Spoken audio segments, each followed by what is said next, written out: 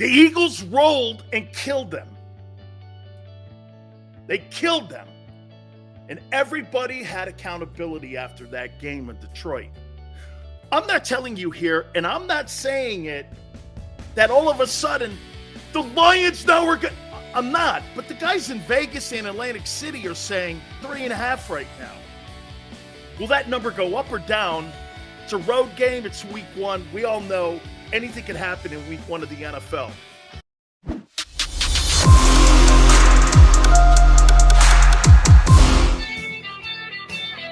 What am I doing?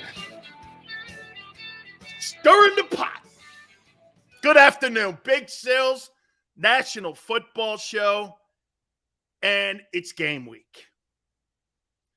It is game week, and rent is due on Sunday, September 11th. Wow. We have talked and talked and talked and built up the Philadelphia Eagles during this offseason. Free agency, the draft, Howie Roseman, the so-called improvement of Jalen Hurts. It's here. We're going to find out if this team is going to live up to expectations.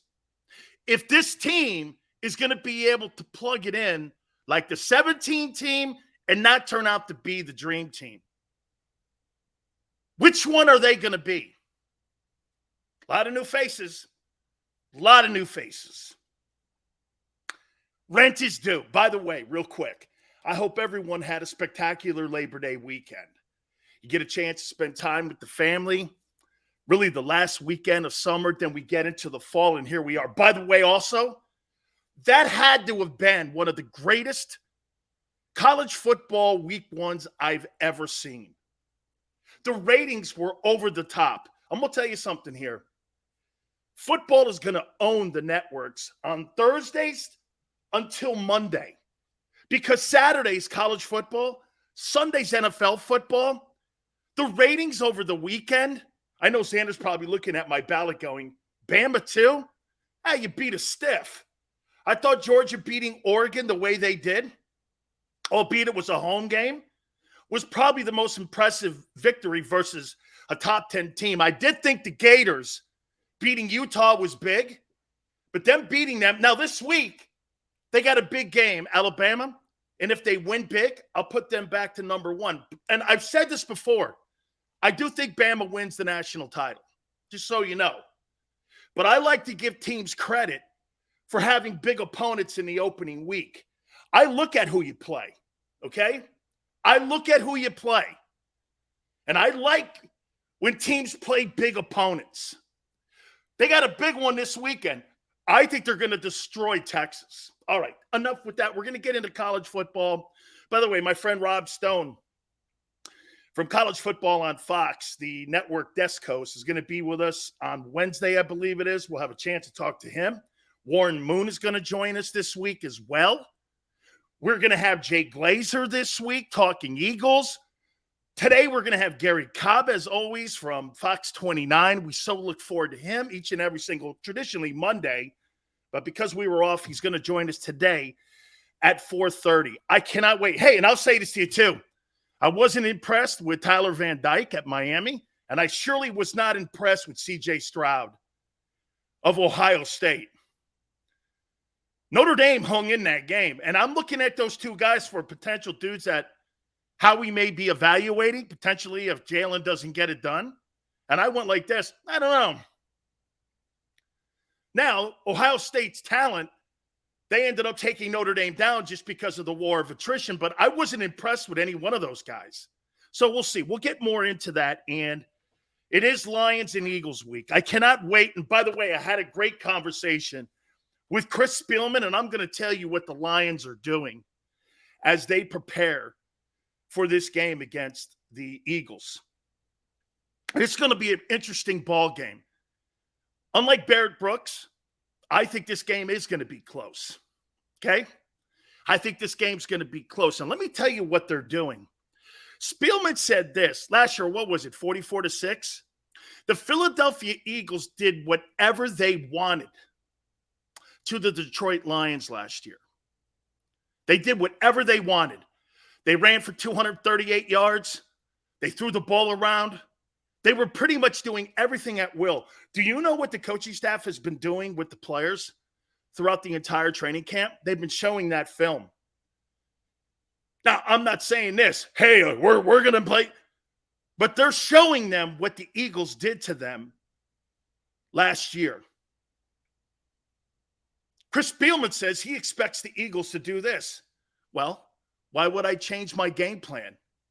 Let's see if the Lions have fixed their issues.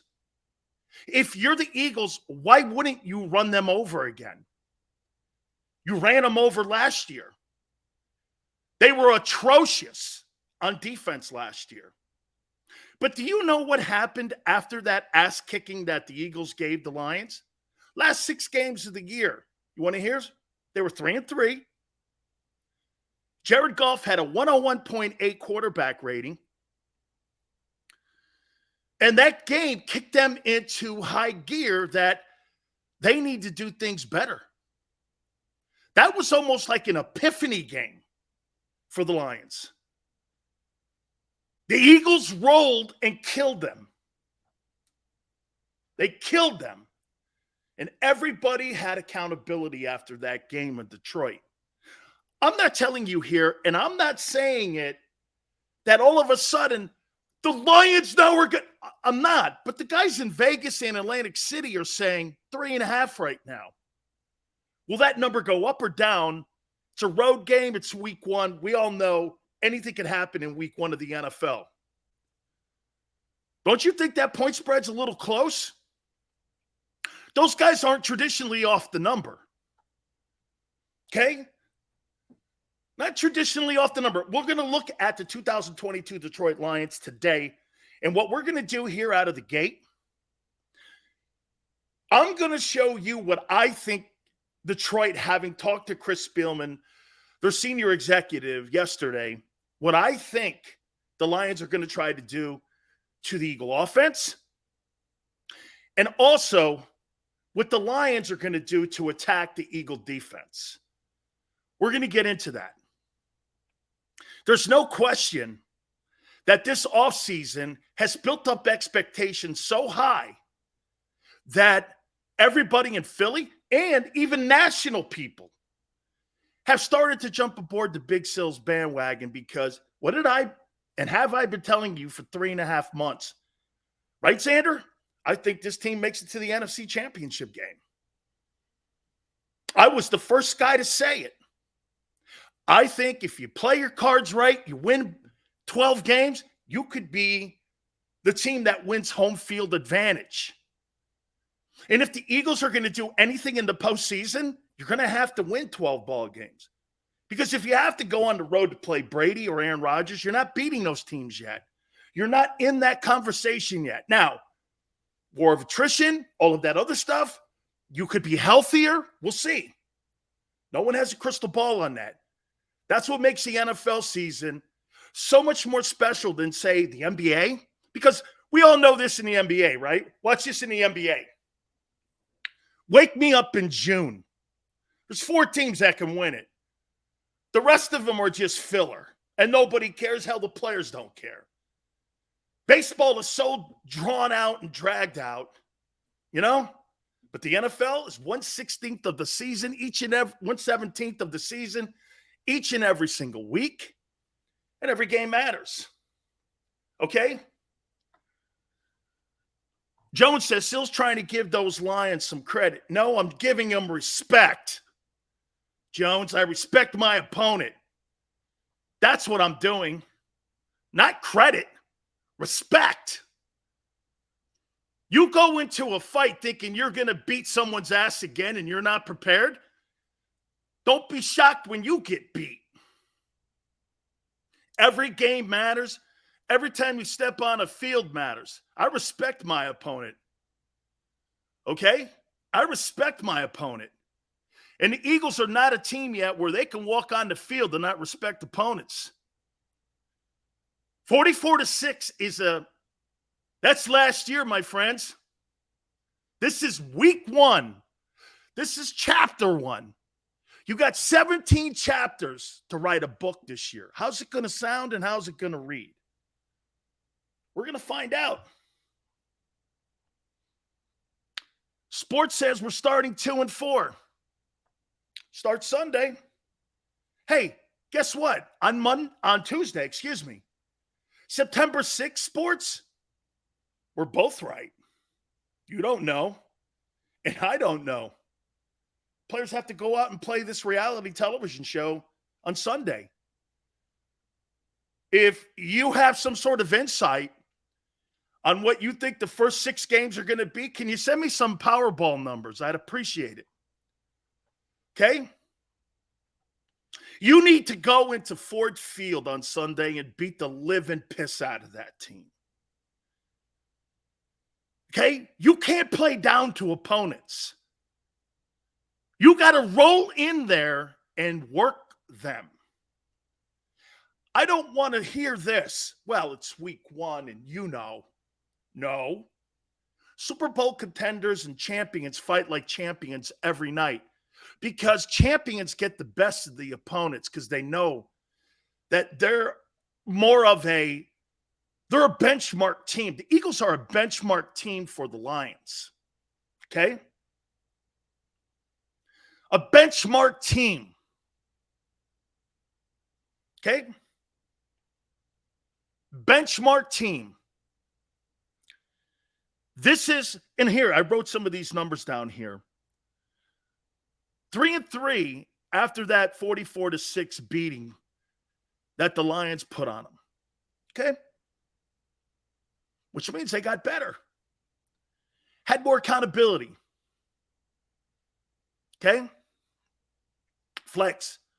Film, no film. Hard work, no hard work. Phil Campbell, Dan Sileo at DT Eagles, another route, 44-13. I hope so. We shall find out. We shall. How I think the Lions are going to attack the Philadelphia Eagles on Sunday. Personally, I don't think they have the horses on that side of the ball to slow down the running attack. Now, if the Eagles want to get fancy and start throwing the ball, you'll keep the Lions in the game for 58 minutes, and then you'll make it a nail-biter. But if you do what you do best against a team that can't stop the run, why don't you do something that is simple coaching? Here's what I would do if I'm Nick Sirianni, Shane Steichen. Here's what I would do. Here's what I would do. I would run the ball down their throat and see if they fix their issues. Let's just see it. See if you fixed it. Why would you do something different? Why would you outcoach yourself? We see it all the time. Okay? They got to stop the run. They've got to load the box up. I told Chris Spielman this, bro, I don't think you have the horses to stop them, but if that's me, I put 8 in the box. I put 8 in the box against the Eagles. You have to do everything you can to keep that thing under 3.5 yards a carry. That's a benchmark that the Lions need to do against the Eagles on Sunday. Got to be 3.5 for you to have a shot. If they're running the ball for 5 yards a carry, 238 yards, you're done. And it will be a destruction. It will be a destruction. And what I would do is I'd make Jalen Hurts beat me. Make that dude beat me. The running attack and Jalen running can beat me. Jalen passing. And by the way, I heard Cosell on with the guys on Sports Take tonight or today. I heard him what he was talking about, and he agrees with me. Jalen Hurts is not a really good passer. He's not not saying he can't play the position. I happen to agree with Greg Cosell. He can play the position, but he's not, and nor will ever be a prototypical passer in the league. I've been saying the same thing. He'll never be that, what you see with Josh Allen and them dudes. He's going to have to win games differently. Okay. Hey, everybody is their own, their own style. We're talking styles here. Not everybody has to be Joe Burrow, Tom Brady, Aaron Rodgers. Okay? This is what the Eagles have to prepare against. 8 in the box, and they're going to have to throw the ball to move the sticks in some situations. Okay? Can he do that? Now, do I think the Philadelphia Eagles have the superior talent? Yes. How many times we watch football games where the superior talent doesn't always win the ball games? So, if you're the Lions, you got to stop that run. And if you're the Eagles, in my opinion, you've got to continue to run. One of the things that I heard Greg Cosell talking with Jalen, and I thought it was more of the same thing. Jalen Hurts does not really sit in the pocket with pocket presence. That was Cosell today. When it breaks down, he doesn't see it. He takes off running. He doesn't have patience in the pocket. That's not going to develop your passing game. And you're going to need to win games, not against the Lions.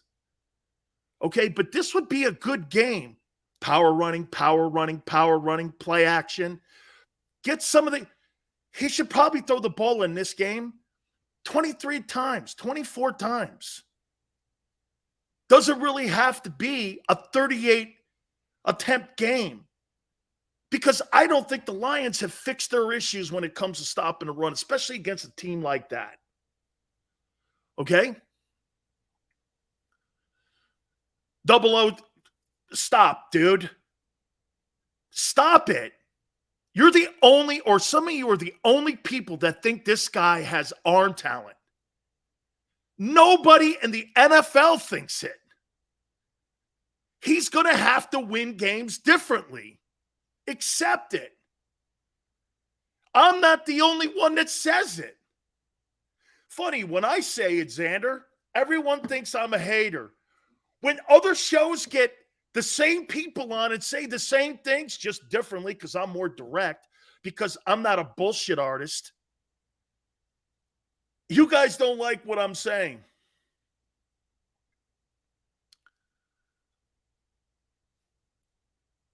Running game, who? Whatever that means. Lions played 2 safeties high all game last year. I don't see them doing that again. They're going to have to load the box, in my opinion, if they're going to have a shot at stopping that running attack. Now, again, is Steichen going to try to jam the football down the field throwing it?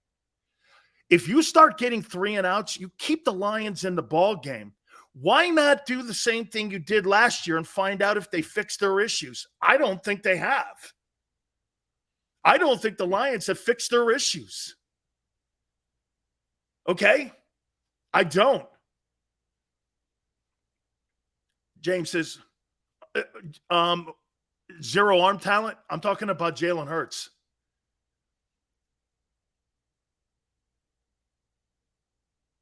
Thank you, Mr. International. He does 4,000 yards passing at Oklahoma. Against Kansas versus against an NFL team. Okay. So that's how I would, if I'm the Lions. And if I'm the Eagles, run that thing. Run the ball down their throat. You are Mike Tyson. Don't be Floyd Mayweather in this game. Throw haymakers. Knock him out. Then you're going to be able to have more of a creative offense. And then you're going to be able to put up big numbers throwing the ball. But if that's me in the first, second quarters, I'm going to punch you in the face if I'm Philly. I'm going to run it right at Aiden Hutchinson. I'm going to run that dude over. Why wouldn't you? What, because your egos? And I don't believe that Nick Sirianni has that kind of ego. Okay? Listen, we're about to find out what the kid's got. No excuses. The goal is for the kid not to carry, and agreed. He can't be your leading rusher at the end of the year. Okay? Mr. International, Jalen Hurts will dice the living, you know what, out of the Lions secondary. Okay. Let me see here. Let's go over to the defense and what the Lions will attack on the Eagle defense. Let's take a look at this here. I think this way. If the Lions are going to sit here and they're going to play and how the Lions attack that Eagle defense, go after the new guys. Find out if they really understand Jonathan Gannon. Spielman said the same thing I did yesterday. Most of the time, when you get new players into a new system, you really think CJ knows exactly what to do? Being there 10 days? Attack him. Throw the ball at him. Every new player on the team I'm attacking. Hell, Fletcher Cox didn't understand the defense last year. After week 7, he finally put his hand up and said, I don't understand it. Attack the new guys. Attack Kaiser White. Attack Hassan Reddick. Attack all these guys. People are under the impression that every single one of these new additions are going to have Pro Bowl years. Really? Yeah, because that always pans out. What coordinators do, they always attack the rookie or the new dude. That's standard process, and that's what teams do. That's why you don't like to see a lot of turnover. Half that unit has not played in that system. Half that unit has not played together. And you think a couple helmets and shorts practices and a couple drives in a preseason is going to make you think that that team is going to be communicating and on the same page? I want to see that. Okay? I want to see that. Jay says the Lions suck. They sure do. If they suck, it should be 44-3. No excuses then. That game should not be close if the Lions suck. You're right. On paper, which we've been talking the entire offseason, I mean, if we had to hand out awards, the Eagles are your champions in the offseason. Now we got to put it to work. Now we got to put the grill together.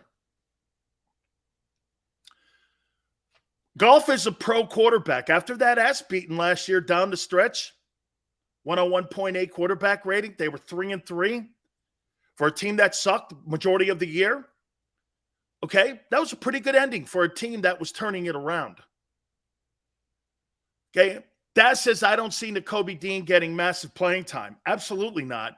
Nor do I see Jordan Davis getting a lot of playing time.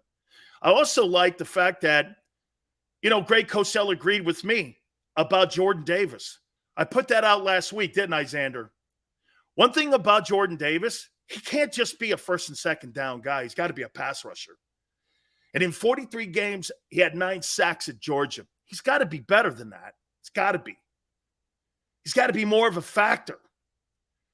If you're the 12th or 13th pick in the draft, you just can't be a run stopper. And you can't run 4.78s. You got to be a little bit more productive.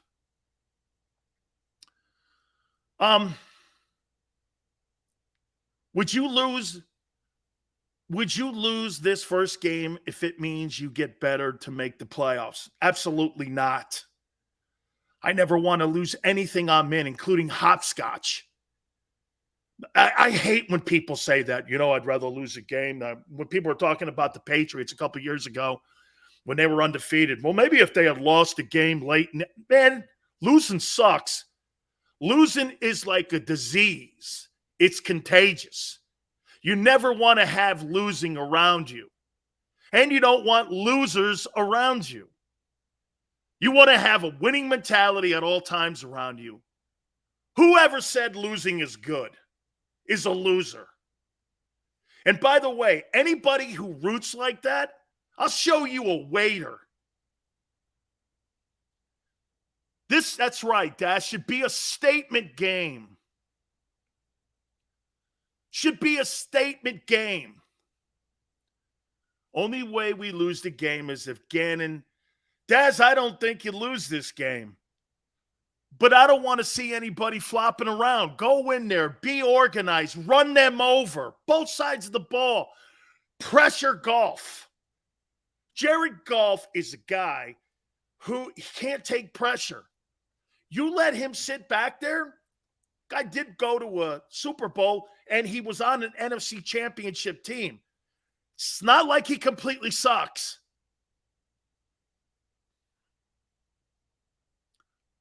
What's up, Next Shift? Appreciate you coming aboard. But I also know we have Hurts as quarterback. He's not better. Look, Jalen is the one thing you have to understand about your quarterback. He's smart. He knows. He sees the game. I think he's got a good understanding of the game. I do. And more importantly, I think he has a great understanding of his skill set. The reason he takes off is because he knows he's not great at progression reading yet. He knows that. Okay? He understands that. And that's why he wins with the style. I don't want to change that. I want to feed into that more.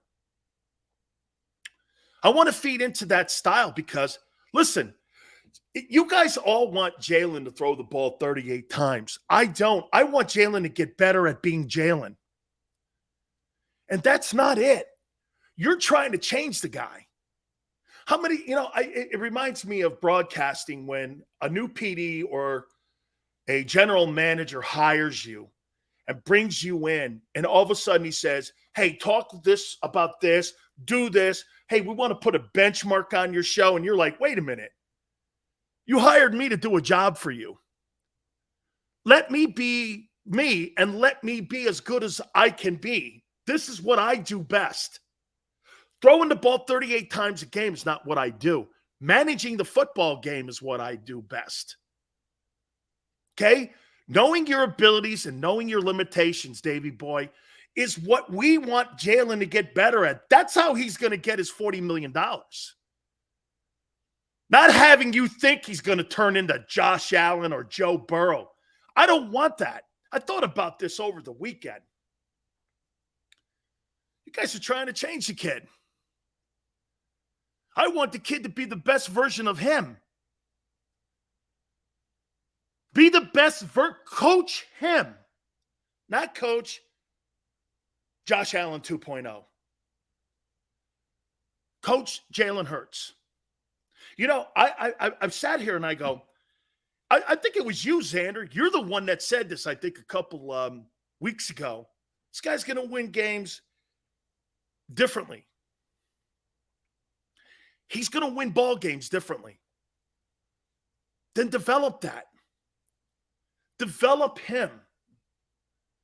Have design run plays. Have all of that. Have him manage half the field. I heard Greg Cosell talking like that. It's funny, I said the same thing to you about 3 months ago. Bill Walsh was notorious at doing that with Joe Montana until Montana could see the entire field. That's how he developed Steve Young and Joe Montana. But people want to develop Jalen Hurts differently than Joe Montana and Steve Young were by Bill Walsh. Interesting. And dumb. Okay? Play to the kid's strengths. Minimize weaknesses and mistakes. Okay? Dude, Tebow sucked. This kid's way better than Tebow. Are you kidding me? Tim Tebow did not belong in the National Football League as a starting quarterback. However, if Tim was smarter and had changed positions earlier, he'd have played 12 years. He was a great athlete. He was a great athlete. But he had his mindset on playing quarterback, and it wasn't going to be good enough. Do you know what teams started doing to Tebow? Because when he was doing that RPO, every time he came down the line of scrimmage, you know what the linebackers were told to do? Decleat him. He would never have lasted a 16-game season back in the day because they had a free shot at him. When you're coming down the line of scrimmage on RPOs, you get a shot at the quarterback to hammer him. Okay?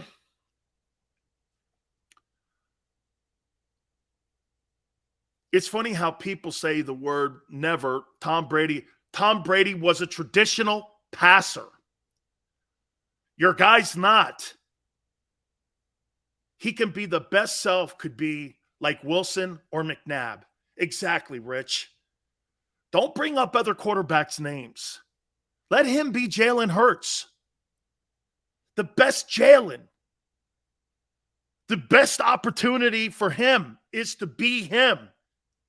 Why would I try to turn him into something else when he's not that? He'll never be Joe Burrow. He'll never be Justin Herbert. We know this. But yet Philly fans think that 4,500 yards is crazy. Guy in Baltimore won the most valuable player award throwing the ball 3,100 times, or for 3,100 yards. Do you know his MVP unanimous season, Lamar Jackson? He threw the ball that year for 3,100 yards, 1,400 yards rushing. Be the best version you can be. Okay?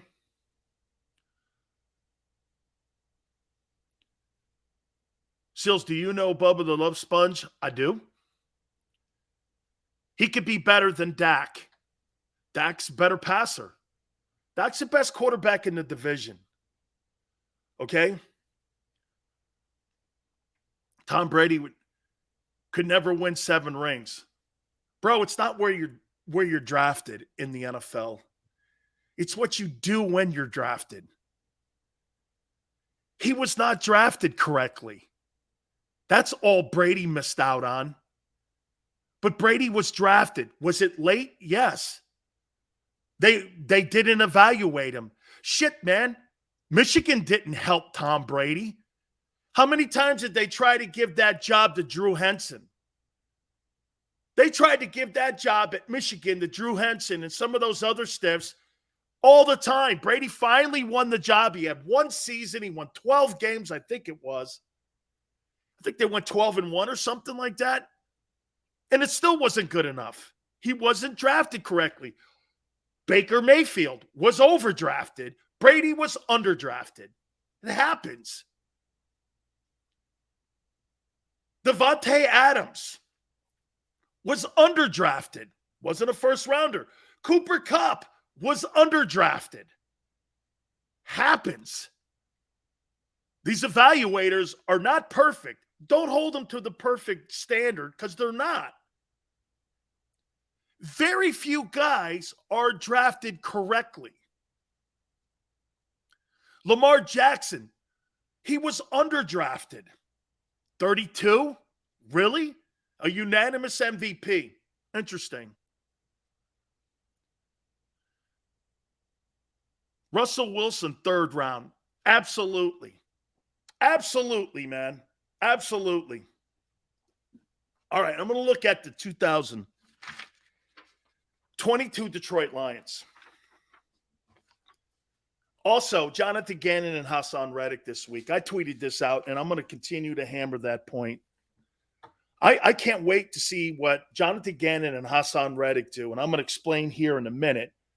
And we'll look at the 2022 Detroit Lions. Don't forget, in hour number 2 also, we got Gary Cobb from Fox 29 in Philadelphia. My friends, don't forget our good friends over at Morgan & Morgan, where the fee is free. If you're hurt or injured on the job, there is no other attorney firm in the country that will take care of you and make sure you and your family have fair compensation. For the last 30 years, Morgan & Morgan has protected their clients to the tune of $13.5 billion. Think of that, right? 800 attorneys and offices in Philly, New York, and in Florida. are there to do battle for you. It is an army of attorneys at Morgan & Morgan. So call them at 800-512-1600. That's 800-512-1600. The call is free. The consultation's free. 800-512-1600. And when you call Morgan & Morgan, do me a favor. Tell them Big Sil sent you. Many times when people are injured at a place of business, they don't realize they may have a case. The fact is, injuries should not happen. And most of the time when someone is injured, someone is at fault. Maybe the store manager installed a cheap, slippery floor, or there wasn't proper security. After an injury at a hotel, restaurant, store, or any place of business, it's so important to call us. Time matters, size matters. Morgan & Morgan, for the people.com.